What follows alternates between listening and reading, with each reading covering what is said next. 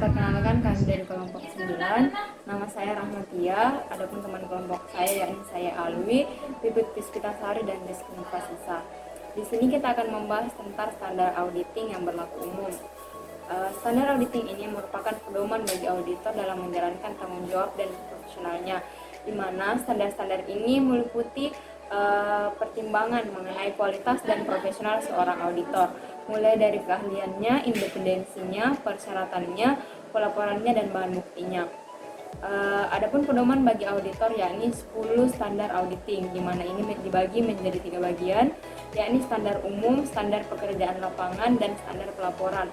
Untuk standar umum nanti akan dijelaskan oleh saudara saya Alwi, untuk standar pekerjaan lapangan akan dijelaskan oleh saya, dan untuk standar pelaporan akan dijelaskan oleh saudari Pipit Puspitasari dan Rizky Nufasisa. Saya akan menjelaskan mengenai standar umum. Audit dalam pelaksanaan memerlukan seseorang atau lebih yang memiliki keahlian dan pelatihan teknisi yang cukup sebagai auditor dalam semua hal yang berhubungan dengan penguasaan evidensi. Dalam sikap harus dipertahankan oleh auditor dalam pelaksanaan dan penyusunan. Auditor wajib menggunakan kemahiran dan profesionalnya dalam cermat dan seksama. Yang kedua itu standar pekerjaan lapangan.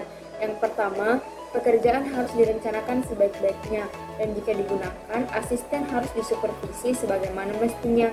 Dan untuk yang kedua itu, pemahaman yang memadai atas struktur pengendalian intern yang harus diperoleh untuk merencanakan audit dan menentukan sifat, saat, dan ruang lingkup pekerjaan yang harus diaudit. Dan yang ketiga, bukti yang harus kompeten, yang cukup harus diperoleh dari inspeksi, pengamatan, pengajuan pertanyaan, dan konfirmasi kembali yang dijadikan sebagai dasar untuk menyatakan pendapat atas laporan keuangan yang diaudit. Standar pelaporan. Laporan audit harus menyatakan apakah laporan keuangan telah disusun sesuai dengan prinsip akuntansi yang berlaku. Laporan audit harus menunjukkan keadaan yang di dalamnya prinsip akuntansi tidak secara konsisten diterapkan dalam penyusunan laporan keuangan periode berjalan dalam hubungannya dengan prinsip akuntansi yang diterapkan dalam periode sebelumnya. Ungkapan informatif dalam suatu laporan keuangan harus dipandang memadai kecuali dinyatakan lain dalam suatu laporan audit.